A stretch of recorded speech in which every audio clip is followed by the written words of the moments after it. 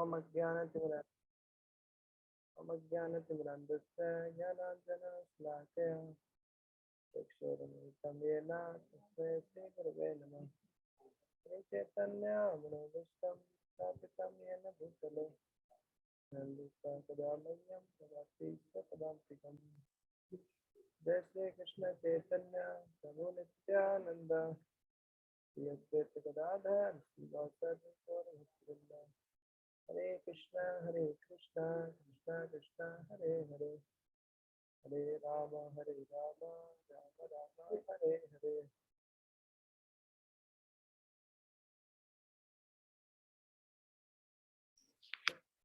तो आज का टॉपिक आज का जो हमारा विषय है वो बहुत ही इंटरेस्टिंग है और हमारे आज के टॉपिक का शीर्षक है हमारे भाग्य के निर्धारण में हमारे कर्म की भूमिका, role of karma in deciding my destiny. Destiny मतलब भाग्य। देखो जी, हमारे भाग्य में हमारे कर्मों का क्या है। कई बार ऐसे बोलते हैं ना कि देखो जी, जो शक्तिशाली होते हैं ना वो लोग भाग्य को नहीं मानते, तो बेचारे कमजोर होते हैं, कायर होते हैं, डरपोक होते हैं, वो भाग्य को मानते हैं वाले ऐसा। क्या वास्तव में भाग्य होता है कि नहीं होता है, कि हमारे कर्मों का भी कुछ भूमिका है हमारे भाग्य में, तो ये देखते हैं जी हम। तो देखिए, ये पिक्चर आप देख रहे हैं कि देखो जी, कर्मों के हिसाब से कैसे व्यक्ति को अलग अलग शरीर मिलते हैं जी। मतलब मनुष्य ही है वो, लेकिन मांस खा खा के मतलब उसकी चेतना है वो मांसाहारी मांसाहारी जंतु की तरह हो गई है जी। हाँ, शेर बन गया है वो उस तरीके से, या लोमड़ी बन जाएगा ज्यादा सोएगा तो, या फिर ज्यादा सोएगा तो भालू बन जाएगा जी वो, इस तरीके से। तो इस तरीके से कैसे कैसे हमारे कर्म हमारे भाग्य के निर्धारण में भूमिका अदा करते हैं जी, ये हम देखेंगे। देखिए, ये बड़ा खुश है, ये जो मुखोटा है, ये जो चेहरा है, ये बड़ा खुश है, बड़ा प्रसन्न है, और इसका चेहरा लटका हुआ है। हम्म, तो ऐसे मुंह नीचे जा रहा हूँ तो चेहरा लटका हुआ है इसका। ये बड़ा प्रसन्न है। तो ये कौन से मतलब कारक होते हैं, कौन से फैक्टर्स होते हैं जो डिसाइड करते हैं जी। तो हम देखते हैं ये। देखिए, एक लड़का है, बहुत ही अमीर परिवार से है, कोई कमी नहीं है उसके पास में। उसका घर आप देखिए, एकदम 5 स्टार होटल की तरह है। खाने पीने की कोई कमी नहीं है, पिज्जा बर्गर जो खाना है वो खाते हैं। बहुत अच्छे कॉलेज में उसका एडमिशन भी हुआ है। बहुत अच्छी बाइक है उसके पास, और पढ़ाई में भी अच्छा है। भविष्य में विदेश जाने का भी मौका है। तो इस तरीके से देखते हैं कि उसका भाग्य चमक रहा है। एक बार देखते हैं ना, किसी किसी का भाग्य चमक जाता है ये। और दूसरी तरफ देखते हैं जी, ये दूसरा आप देखिए, ये दूसरा लड़का है, बहुत ही गरीब परिवार में पैदा हुआ है। और जब उसके 2-3 बहनें हैं, और जब वो पैदा हुआ था तो उसके पिता ने उसकी माँ को छोड़ दिया था। परिवार की हालत बहुत बेकार है, हालत बहुत दयनीय है। तो खाट आप देख रहे हैं, चारपाई आप देख रहे हैं, उसकी स्थिति बड़ी दयनीय है, घर की स्थिति बड़ी दयनीय है जी। और उसको भी कॉलेज में एडमिशन हो गया है, उसको भी इंजीनियरिंग कॉलेज में एडमिशन हो गया है, लेकिन उसको पढ़ाई करने के लिए लोन लेना पड़ रहा है भारी भरकम। तो ऐसे दो हम केस ये ऐसे केस स्टडी हम देखते हैं, दो अलग अलग विपरीत परिस्थितियां देखो जी हम देखते हैं। ये दोनों घटनाएं देख के हमारे मन में क्या आता है, कुछ तो आता है ना। मतलब बेचारे का बचपन से ही देखो भाग्य कितना बेकार है, उसका भाग्य देखो कैसे चमक रहा है। देखिए, मान लीजिए एक कोई व्यक्ति है, वो अंबानी के परिवार में जन्म लिया, और दूसरा है वो झुग्गी झोपड़ी में जन्म लिया। तो उसका तो पहले से ही सब कुछ है, करा है, उसको कुछ मेहनत करने की जरूरत नहीं है एक तरीके से। तो सीधा देख के हमें समझ में आता है, अरे मतलब भाग्य ने कितना कितना अन्याय किया है बोले इस बच्चे के साथ में, ऐसा दिखता है। तो देखिए हम देखते हैं, देखो कोई तो बहुत सुंदर है जी, कोई एकदम है काला कलूटा एकदम इस तरीके से है, कोई बहुत स्मार्ट है, और कुछ बड़ा सा पेट तोंद लड़का है ना, और एकदम पपीता की तरह, कद्दू की तरह एकदम गोल मटोल। एक साइड देखते हैं कि बहुत अमीर व्यक्ति है, दूसरी साइड देखते हैं कि मतलब हाथ में कटोरी लेके भीख मांगना पड़ रहा है। एक साइड देखते हैं कि एमडी डॉक्टर है, एक पेशेंट आता है 500 रुपये 1000 रुपये ले लेता है। और दूसरी साइड पूरे पूरा लेबर है, मजदूर है, पूरे दिन भर मेहनत करेगा रगड़ेगा तो भी उसको 1000 रुपये नहीं मिलने वाला है जी। तो ये सब चीजें देख के हमारे मन में देखो जी क्या आता है, हमारे मन में आता है कि ये सब क्यों होता है। स्वाभाविक रूप से आता है ना कि अरे ऐसे क्यों, मतलब एक इतना अमीर एक इतना गरीब, और इतना सुंदर एक इतना चाइनीज, दूसरा चाइनीज है, मतलब इस तरीके से देख के बहुत सारे मन में विचार आता है। एक व्यक्ति का जीवन इतने कष्ट में है, दूसरा मतलब मजे ले रहा है। तो देखो जी ये सब कुछ क्यों हो रहा है, मतलब भगवान है कि नहीं है। फिर क्या भगवान को गाली देते हैं ना, अरे भगवान है कि नहीं है, भगवान है तो भगवान को दिख नहीं रहा क्या, इतना अन्याय क्यों हो रहा है बोले लोगों के साथ में। ये सब विचार लोगों के मन में आते हैं। तो इसका इसका उत्तर, इसका आंसर हमें मिलता है जी, देखो जी कर्म, कर्म ही हर कारण और प्रभाव का नियम है। जैसे हम कार्य करते हैं उसका हमें विपरीत है, क्रिया प्रतिक्रिया का नियम चलता है जी। जैसा हम काम करेंगे वैसा हमें फल मिलेगा, और फल भले ही तुरंत मिल जाए। जैसे मान लीजिए मैं अभी मोहित विच्छर को मान लीजिए एक थप्पड़ मारता हूँ, तो मोहित विच्छर वापस मुड़ के मेरे को एक थप्पड़ जड़ देंगे ना, तो तुरंत क्रिया का प्रतिक्रिया मेरे को मिल गया, कर्म का फल तुरंत मिल गया। अब मान लीजिए हो सकता है कि मैं अभी रात में आइसक्रीम खाऊं, तो सुबह उठते ही मेरा गला एकदम बैठ जाएगा, जुकाम हो जाएगी। तो क्रिया का प्रतिक्रिया, हाँ, क्रिया फल कब मिला, सुबह मिला। उसी तरीके से मान लीजिए मैं तंबाकू खा रहा हूँ, शराब पी रहा हूँ, तो थोड़े सालों बाद में कैंसर हो जाएगा या मेरा लीवर खराब हो जाएगा। तो क्रिया का फल कुछ सालों के बाद में मिला, लेकिन देखो जी कर्मों का फल तो मिलेगा जी।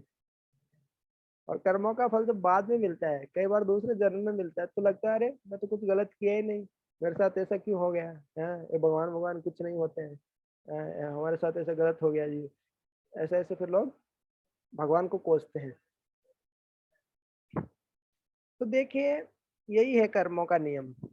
ये देखिए अंगूठे से सिक्के को ऊपर फेंक दिया है ना, सिक्के को उछाल दिया जी, अब सिक्के को उछाल दिया तो सिक्का नीचे भी आएगा जी। यही है कर्मों का नियम। कोई काम किया है भौतिक चेतना में, आध्यात्मिक काम नहीं, कोई भौतिक काम किया है तो उसका फल हमको मिलेगा ही, या तो पाप मिलेगा या पुण्य मिलेगा, दोनों ही फंसाने वाले हैं। तो सिक्का ऊपर उछाला है तो सिक्का वापस नीचे आएगा जी। तो कोई कर्म किया है तो उसका फल मिलेगा जी हमें। देखो जी बैंक में आपने पैसा डाला है तो आपको वापस पैसा मिलेगा, आपका पैसा बढ़कर मिलेगा आपको ब्याज सहित। आपने शराब पी है तो उसका फल भी आपको मिलेगा। तो इस तरीके से देखो जी कोई भी जो काम हम करते हैं तो उसका कम और ज्यादा समय में उसका फल तो देखो जी हमें मिलता ही है। बहुत अच्छी बात है। कर्मों का नियम तो बड़ा जटिल है।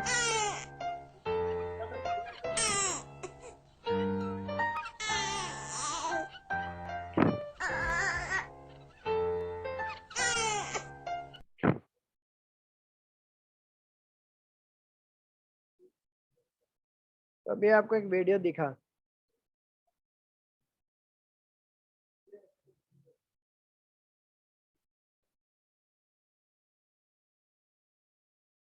तो देखिए जब कोई जीवात्मा भौतिक चेतना में होती है तो उसको बहुत सारे शरीर हाँ, इस भौतिक जगत में बहुत सारे शरीर धारण करने पड़ते हैं जी।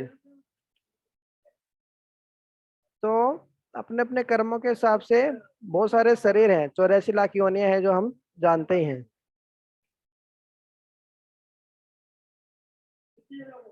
तो हम भौतिक जगत में आके क्या सोचते हैं जी, देखो जी हमारे शरीर ही है। जब हम अपने आप को शरीर मानते हैं तो इस तरीके से आत्मा का कुछ पता नहीं है, तो इस तरीके से भौतिक जगत में घूमते रहते हैं। इस तरीके से फिर हमारा जन्म होता है, करते हैं फिर हम।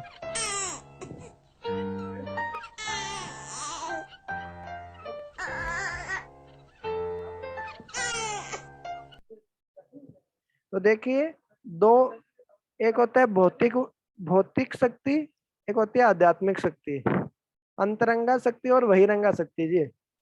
लेकिन जो जीवात्मा है वो ना तो अंतरंगा शक्ति है ना बहिरंगा शक्ति है जी, वो बीच का है, तटस्थ शक्ति बोलते हैं।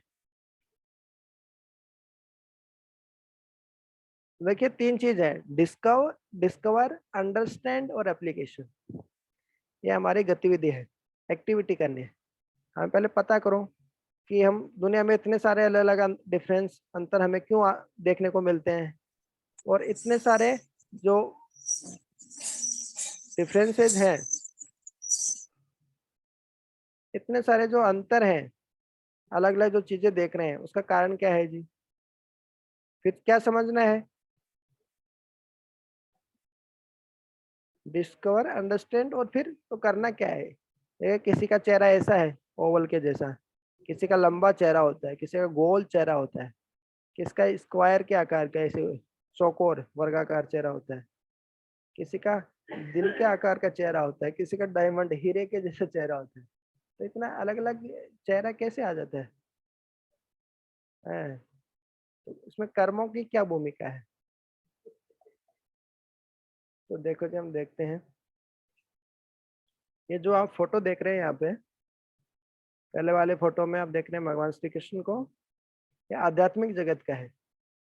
इसमें ये पिकनिक पिकनिक मना रहे हैं, जो भगवान श्री कृष्ण और जो ग्वाल बाल हैं, खेत में जब गैया चराने जाते हैं, तो एक दूसरे का जूठा जो ग्वाल बाल जो खाते हैं और अपने घर से जो लेके आते हैं, तो उनको जब लगता है कि वो तो बहुत टेस्टी है, तो उनको लगता है कि अरे कृष्ण को भी खिलाना चाहिए, हमारे कान्हा को भी खिलाना चाहिए।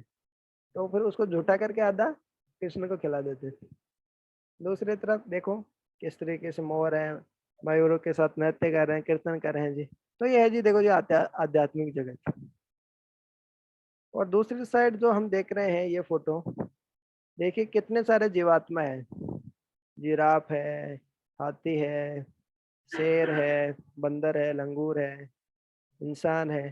तो सभी के हृदय में देखिए आप जो स्पार्क, जो स्फुलिंग जैसा दिख रहा है जी, वो क्या है। देखो जी सबके हृदय में परमात्मा के रूप में क्षीरोदक्षाई विष्णु बैठे हुए हैं जी, भगवान श्री कृष्ण परमात्मा के रूप में सबके हृदय में बैठे हुए जी। हाँ, यंत्र आरूढ़ानी मायया, कि मैं किस तरीके से हर जीव के हृदय में बैठा रहता हूँ, और वो यंत्र के रूप में जो शरीर उसका जो रहता है इस तरीके से। तो हमारी चेतना के कारण, हमारे कर्मों के कारण, हमारे स्वभाव के आधार पे हमें देखो जी अलग अलग शरीर मिलता है। तो 84 लाख योनियों में हम घूमते रहते हैं जी। अब हम बहुत सारे देखते हैं कि कोई कोई सुअर है, कोई गाय है, कोई भैंस है, कोई कीड़ा है। उनको समझ में आता है, अरे ये गाय क्यों बन गया, ये भैंस क्यों बन गया, ये भी तो आत्मा ही है। तो उसके कर्म ऐसे थे क्या, हाँ हाँ ऐसे कर्म थे उसके। कोई इंसान है जी, कोई देवता है, कोई पशु पक्षी है, ये सब कर्मों के हिसाब से अलग अलग शरीर मिल जाता है जी। हम्म। अब देखो जी कर्मों का नियम समझने के लिए एक उदाहरण लेते हैं जी। जब एक बच्चा बहुत छोटा होता है, तो उसको ये देते हैं, ट्राई साइकिल देते हैं। साइकिल नहीं देते हैं, साइकिल से वो गिर जाएगा, उसका 3 पहियों वाले उसके लिए साइकिल खरीद के देते हैं। जब बच्चा स्कूल में जाने लगता है तो उसको दे देते हैं, हम एक साइकिल की दिला देते हैं। जब वो कम कॉलेज में जाता है तो एक बाइक ले लेता है, कंपनी में जाता है तो एक कार ले लेता है। तो देखो जी आदमी एक ही है, लेकिन अलग अलग साधन खरीद लिया उसने। पहले उसके बाद ट्राई साइकिल थी, फिर बाईसाइकिल आई, फिर मोटरसाइकिल आई, फिर कार आ गई। तो अलग अलग साधन तो खरीद लेगा, तो अलग अलग साधन खरीदने के लिए अलग अलग पैसा भी तो चाहिए ना। कार खरीदने के लिए पैसा भी तो ज्यादा चाहिए ना। तो आपकी छोटे से बच्चे की इच्छा हो सकती है, इस छोटे के से बच्चे की इच्छा हो सकती है मेरे को एक कार चलानी है, लेकिन इच्छा होने से थोड़ा ना सब कुछ होता है, पैसा भी होना चाहिए ना, और योग्यता भी होनी चाहिए कार चलाने की। तो उसी तरीके से हमारे भी बहुत सारी इच्छा होती है। हम सोचते हैं कि देवताओं का शरीर, बहुत सारे लोग यज्ञ वगैरह कराते हैं कि हमें देवताओं का शरीर मिल जाए, देवताओं का शरीर मिल जाएगा तो हम बहुत भोग कर सकते हैं इस तरीके से। तो खाली इच्छा करने से नहीं होता है, हमारे कर्म भी वैसे होने चाहिए ना। तो हमारे कर्म भी अच्छे होंगे तो हम, हमारी इच्छा भी है और हमारे कर्म भी अच्छे हैं, मतलब पैसा भी है हमारे पास में, तो हम एक अच्छा शरीर भी धारण कर सकते हैं। नहीं तो फिर वही मिलेगा, कुत्ते बिल्ली कुकर कुकर और शुकर का ही हमें शरीर मिलेगा जी, इस तरीके से होता है। तो वो पैसा क्या है, वो पैसा हमारा कर्म है। बहुत अच्छा वीडियो है, तो देखिए कि हमारा शरीर है वो अलग अलग, जो हमारा जो हम क्या है, हम आत्मा है जी, हम आत्मा अलग अलग शरीर धारण करती है जी। कैसे? जैसे एक व्यक्ति अलग अलग अलग साधन खरीद लेते हैं ना, पहले उसके पास ट्राईसाइकिल थी, बाईसाइकिल थी, मोटरसाइकिल लिया, फिर ये लिया, तो अलग अलग जिस प्रकार से हम साधन ले लिए, उसी प्रकार से हमारा जो शरीर भी है, जो हमारा जो, हाँ हम जो आत्मा है, तो हम भी अलग अलग शरीर है धारण करते हैं जी। जिस तरीके से ड्राइवर एक ही रहता है लेकिन अलग अलग व्हीकल्स को चलाता है, अलग अलग साधनों को चलाता है, उसी तरीके से जो आत्मा है वो भी अलग अलग शरीर को धारण करते हैं जी। ये वीडियो है, देखिए समझिए इसको, बहुत अच्छा वीडियो है।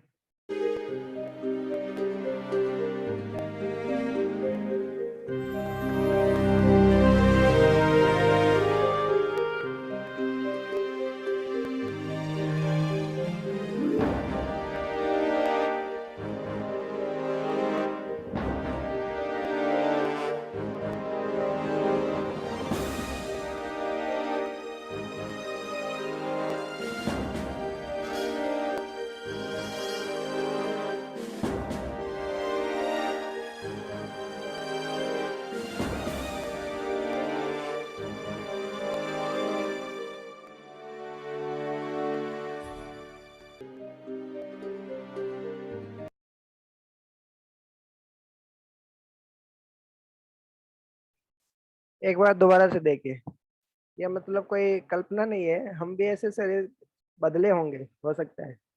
हम पहले, हो सकता है कि हमारा शरीर हमको एक फीमेल शरीर मिला हो, माता का शरीर मिला हो, फिर हम बीच में कभी प्याज बन गए होंगे, कभी लहसुन बन गए होंगे, कभी टमाटर बन गए होंगे, कभी बैंगन बन गए होंगे, इस तरीके से।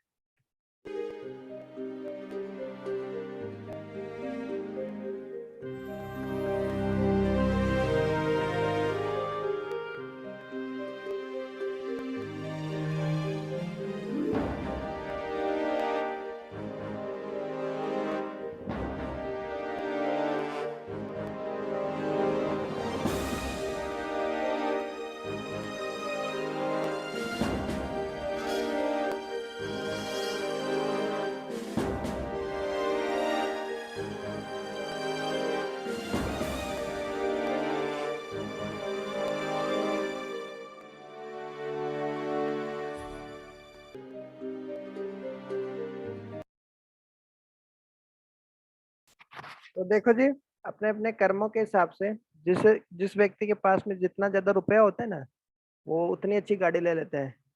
ज्यादा अच्छा, मतलब ज्यादा पैसा हो तो फिर वो हेलीकॉप्टर भी ले लेता है,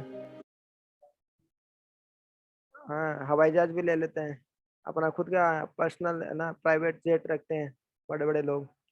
तो उसी तरीके से वो पैसा क्या है जी, वो पैसा हमारे कर्म है।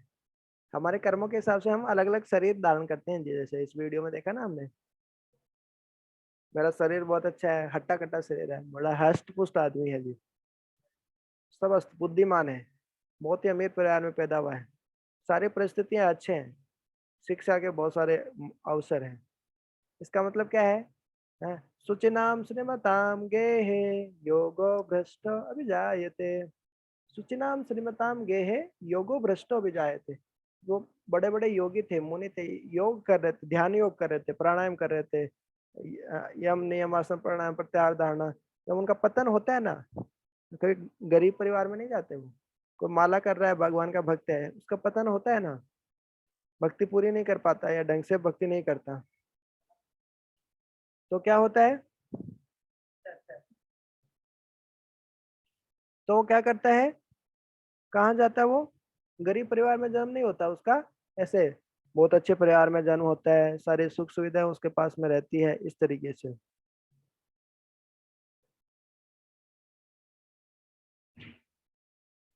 तो ये है। अच्छा, दूसरा, और कईयों का देखते हैं, ऐसा चेहरा है एकदम अफ्रीका एकदम काला है, दांत टूटे हुए हैं, पूरा ऐसा, वो तो आत्मा है, वो तो शरीर नहीं है वास्तव में, लेकिन उसको शरीर ऐसा मिला है, क्यों, कर्म ऐसे किए होंगे उसने, कुछ तो गड़बड़ किया है, तभी तो ऐसा मिला ना। अब मान लीजिए बहुत अच्छा शरीर मिल गया, लेकिन कई बार एक्सीडेंट होकर टांग टूट जाता है, मतलब कर्म ठीक ठाक थे पहले, लेकिन कुछ बड़ी सी गड़बड़ किया हमने, इसलिए टांग टूट गया हमारा। ऐसी परिस्थिति में खाने के लिए ऐसे नालियों से चुन चुन के ऐसे, जो चावल के दाने ढूंढ ढांड के ऐसे खाते रहते हैं छोटे छोटे बच्चे जो रहते हैं, तो इतनी गरीबी से गुजरना पड़ता है, इतने अज्ञान में रहते हैं, क्या सही है क्या गलत वो भी पता नहीं, मतलब भूतकाल में बहुत सारे पाप कर्म किए हैं जी।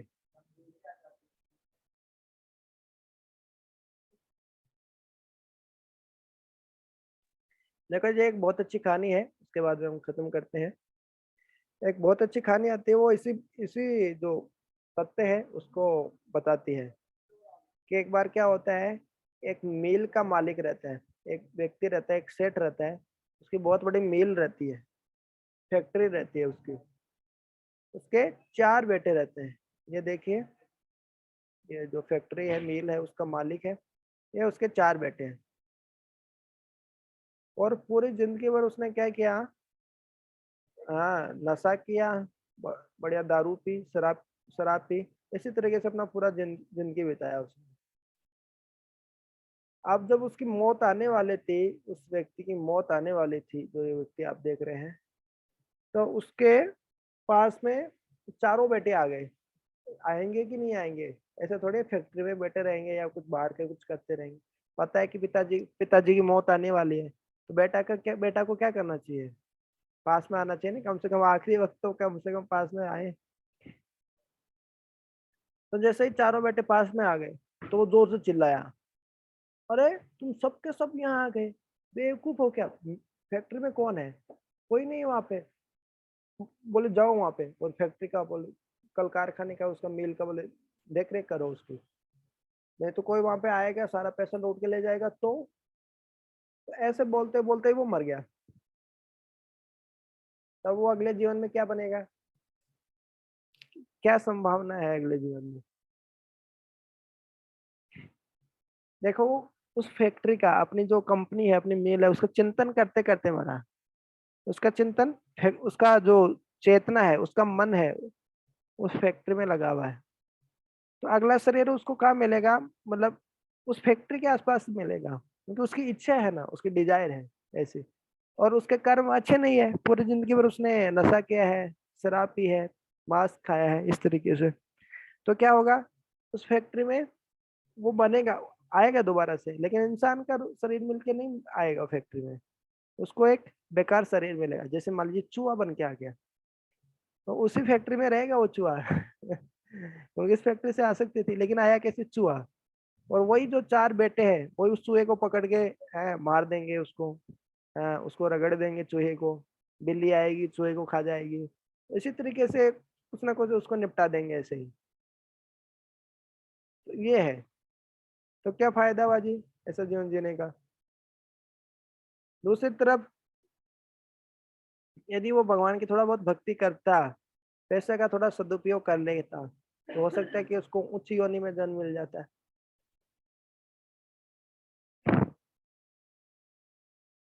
देखो जी, ये क्या, ये भी भगवत गीता से लिया गया है, क्योंकि जो, हाँ जो ज्यादा कामुक व्यक्ति जो रहता है, जो कि शास्त्र बोलते हैं जैसे ब्रह्मचारी है तो मतलब किसी से अवैध संबंध नहीं होना चाहिए जी। तो विवाहित है, गृहस्थ है, तो अपनी पत्नी से संबंध हो सकता है जी। लेकिन किसी का अवैध अवैध संबंध है, लेकिन यदि किसी का अवैध संबंध है तो क्या होगा जी? वो कुत्ता बनेगा। तो इस तरीके से जितने भी आप कुत्ते देखते हैं ना,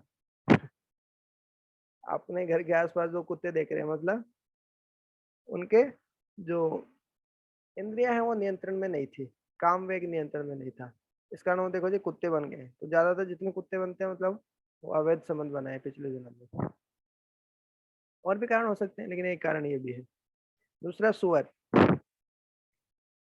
जो हाँ कचरा खाते रहते हैं सारे दिन भर, मतलब तो मांस, जो मांस खाता है, प्याज लहसुन खाता है, ऐसे तामसिक चीजें जो खाता है, मतलब वो अगले जन्म में उसको ऐसा शरीर में लेगा कि वो ऐसी तामसिक चीजें खाता रहे। तो ऐसा शरीर क्या है?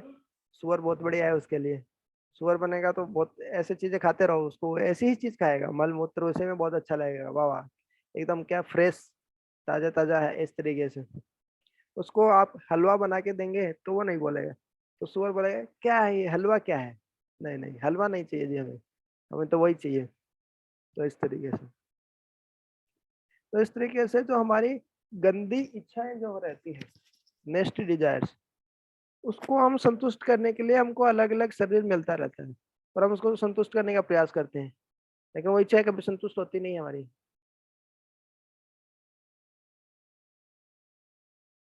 तो देखो जी, ये दो कार्ड है।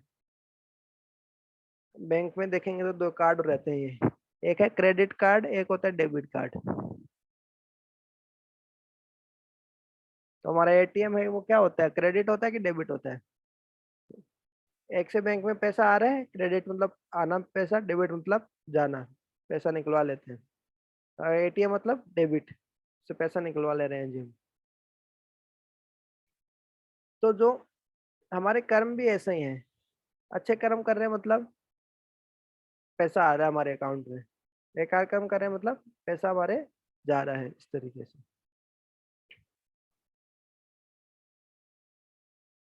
तो आत्मा के पास में जब व्यक्ति मरता है तो उसके पास में ये क्रेडिट और डेबिट दोनों अकाउंट जाते हैं, पाप और पुण्य इसको आप बोल सकते हैं। क्रेडिट मतलब पुण्य, डेबिट मतलब पाप। उसके हिसाब से हमारा दूसरा शरीर का निर्धारण हो जाता है, ये पहले ही हो जाता है। ऐसा नहीं कि हम मरते समय निर्धारण होगा कि हमारा शरीर कैसे बनेगा। हम जैसे कर्म कर रहे हैं उस हिसाब से हमारा सूक्ष्म शरीर जो रहता है, मन बुद्धि अहंकार का बना हुआ, वो वैसा रूप लेता जाता है। तो ये है।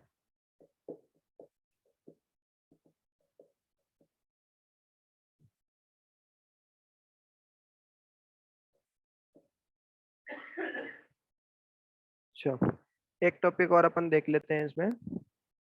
स्क्रीन दिख रही है ना? एक टॉपिक और कवर कर लेते हैं, अकर्म आध्यात्मिक गतिविधि। तो ये तो दो था, क्रेडिट और डेबिट जो अपने देखा, पाप और पुण्य।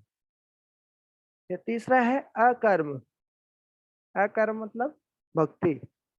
न तो पाप मिलेगा जी, न पुण्य मिलेगा इसमें। देखिए, श्री यशवंत भक्ति चारू स्वामी गुरुवास क्या करना है, कुकिंग करना है। ये प्रपात जी की शिष्या है, हाँ, प्रपात जी की डिसाइपल है। माता जी ये पेंटिंग कर रहे हैं, ये दुरानी माता जी ये कौन है?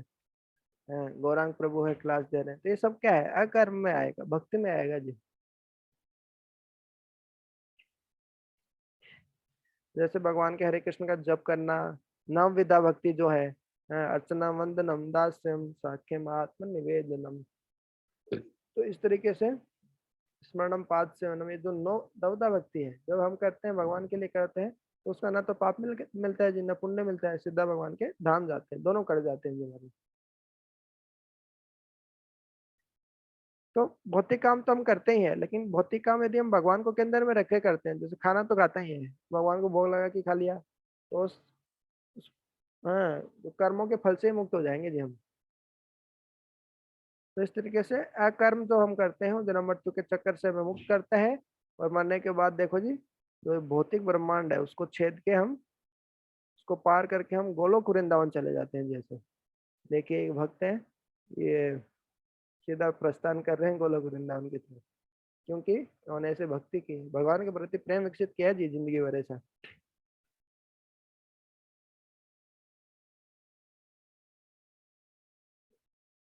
देखिए और क्या उदाहरण है जी, देखिए हनुमान जी का उदाहरण आता है जी, 10वें भाव में भगवान की कैसे भक्ति की है जी। अर्जुन का उदाहरण आता है जिसा के भाव में कैसे भक्ति की है जी। तो उनका जो भी क्रेडिट था वो सब अकर्मा में गया, और वो जब पक जाता है तो भगवान के धाम चले जाते हैं जी। पांडव देख लीजिए आप, अर्जुन है, हनुमान जी है।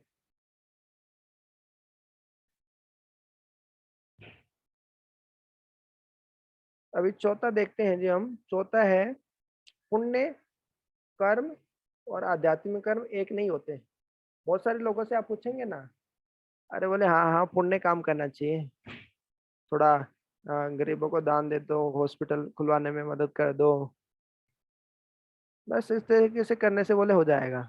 नहीं नहीं, वो भी करो, लेकिन भक्त को नहीं करना चाहिए, दूसरों को कराने के लिए मोटिवेट करना चाहिए। भक्त को क्या करना चाहिए, भक्ति करना चाहिए। जो पुण्य काम है वो एक भौतिक काम है, जबकि भक्ति है वो आध्यात्मिक है। जैसे किसी गरीबों को खाना खिलाना भौतिक काम है, लेकिन गरीबों को प्रसाद खिलाना वो आध्यात्मिक काम है। जहाँ कृष्ण आ गए के अंदर में मतलब आध्यात्मिक। तो देखिए हम भौतिक काम करने से, भौतिक पुण्य करने से क्या होगा, पुण्य करने से हम जेल में रहेंगे जी। लेकिन हो सकता है पहले हम ऐसे जेल में थे, जैसे कई कई बार रहता है ना, बहुत सारे कैदी हो जाते हैं, तो उनको ऐसे एक जगह सारे कैदियों को एक ही जेल में भर देते हैं, ऐसे भेड़ बकरियों की तरह। जैसे गांव में भेड़ बकरियां रहती है ना, बहुत सारी भेड़ बकरियां एक जगह रहती है, तो उनको एक छोटे से कमरे में भर देते हैं, उनको थोड़ा हिलने हिलने डुलने की भी जगह नहीं मिलती उनको, उस तरीके से कैदियों को भर देते हैं। लेकिन वो पुण्य काम करेंगे तो उनको थोड़ा सा अच्छा जेल दे देंगे, ऐसा जेल में उनको ट्रांसफर कर देंगे। तो लेकिन रहेगा तो जेल में ही ना, फायदा क्या हुआ, ऐसे काम करना कि जेल से निकल जाए। तो वो है भक्ति, खाली पुण्य काम करने से नहीं चलेगा जी, भक्ति करने से होगा। देखिए जी पुण्य काम करने से क्या होगा, जैसे शास्त्रों में आता है, आपने किसी को एक गिलास पानी पिलाया, तो आपको अगले जन्म में ऐसी नदी के किनारे आपको आपका जन्म होगा कि आपको 2400 घंटे उस नदी से आपको पानी मिलेगा। एक गिलास पानी पिलाने का भी देखो जी कितना फायदा है। आपने किसी को, किसी स्कूल में आप गए, किसी को है ना, गरीब बच्चा है, उसने आपने उसको कोई किताब है, नोटबुक है, वो आपने वितरित किए, दान में दी। देखो जी क्या होगा, अगले जन्म में आपके पास उस चीज की कोई कमी नहीं रहेगी, है ना, हजारों पुस्तकें रहेगी, पूरा शिक्षा के लिए जो जो चीजें चाहिए सारे आपको फैसिलिटी आपको मिलेगी।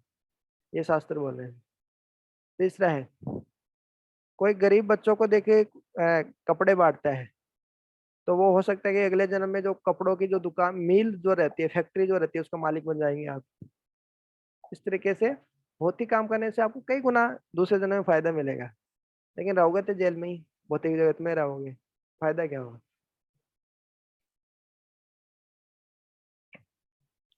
देखिए बहुत सारे लोग यज्ञ करते हैं, दिखने में यज्ञ, यज्ञ मतलब दिखने में है ओम स्वाहा स्वाहा, दिखने में आध्यात्मिक लग रहा है, लेकिन भौतिक इच्छा से करते हैं तो क्या होता है जी। देखो जी ये नरक है, नरक में जो शरीर रहता है, 5वें स्कंद में भागवत में पूरा नरक का वर्णन है।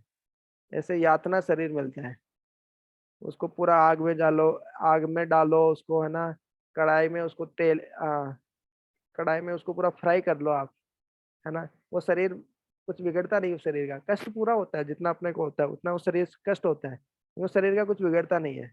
ऐसा नरक में जाने पे ऐसा कष्ट मिलता है, और ये कोई कल्पना नहीं है, ये वास्तव में होता है नरक।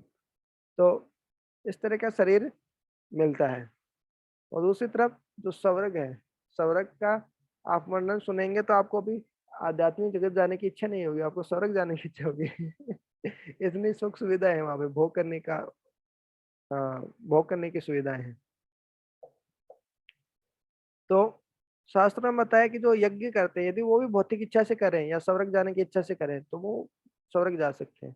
बोलते ना, यान्ति देववर्ता देवान पितृन यान्ति पितृवर्ता, कि हम जिस जिसकी पूजा कर रहे हैं, जिस इच्छा से कर रहे हैं वहां पे हम जा सकते हैं, यदि हमने उतना पुण्य कमाया है तो। ये सब भौतिक जगत में आते हैं, स्वर्ग नरक, लेकिन जो ये देख रहे हैं इधर, ये आध्यात्मिक जगत का है, वैकुंठ का है, जहाँ पे भगवान और भगवान के शुद्ध भक्त रहते हैं। यद गत्वा न निवर्तन्ते तत् धाम परमम। नाम आध्यात्मिक जगत जाने के बाद में देखो जी, वापस व्यक्ति भौतिक जगत में नहीं लौटता है। तो ना तो हमको नरक जाना है, ना स्वर्ग जाना है, हमको देखो जी यहाँ वैकुंठ जाना है, गोलोक वृंदावन जाना है, भगवान के धाम जाना है जी। ये हमें को क्लियर होना चाहिए। ना हमको पाप करना है जी, ना हमको पुण्य करना है, हमको देखो जी भक्ति करनी है।